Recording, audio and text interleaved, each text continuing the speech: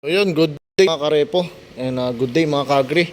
So na-miss nyo ba ako? So ito na po muli ang ating vlog regarding sa ating ROPA unit dito sa Agribank Calapan branch. So kung mapapansin nyo po, marami po tayong available na motor ngayong buwan ng November. So balik vlogging na po ulit tayo para dun sa mga taong nagre-request na nasa trabaho, hindi makalis ng opisina. Ganon din nasa bahay, hindi po makalis ng bahay kasi busy sa business. May mga kanya-kanya pong mga trabaho So itong vlog nito mga sir, mga ma'am, para sa inyo po ito. So alam ko na miss nyo ako dahil isang buwan po tayong hindi nakapag-vlog regarding sa motor. So ito na po yung latest update po. Ito po yung mga repo unit po natin. Din kung tatanungin nyo po ako, meron din po tayong brand new unit. Yan.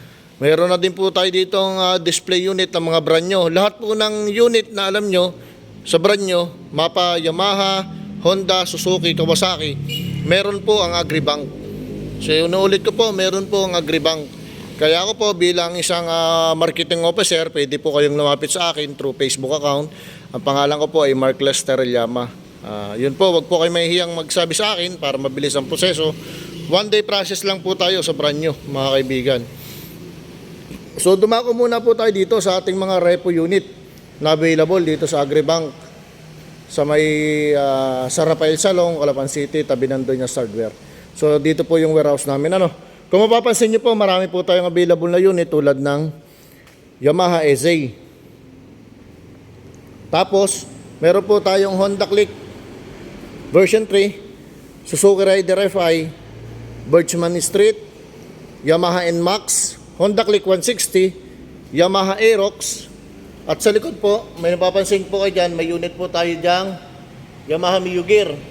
May Honda Beat, may Honda Click, may Birchman po. Meron po ulit tayong bagong dating dito na Suzuki Rider FI. At meron po tayo ditong Smash.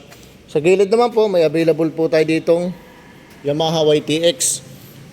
So dito po sa likod, meron po tayo ditong CT125. So mapapansin nyo po, mga nakataas po ang mga upuan yan. Yan po ipagpapatunay ng mga bagong dating po yan dito. So bago lang din po ang dating yan. Mapapansin nyo, wala pang presyo.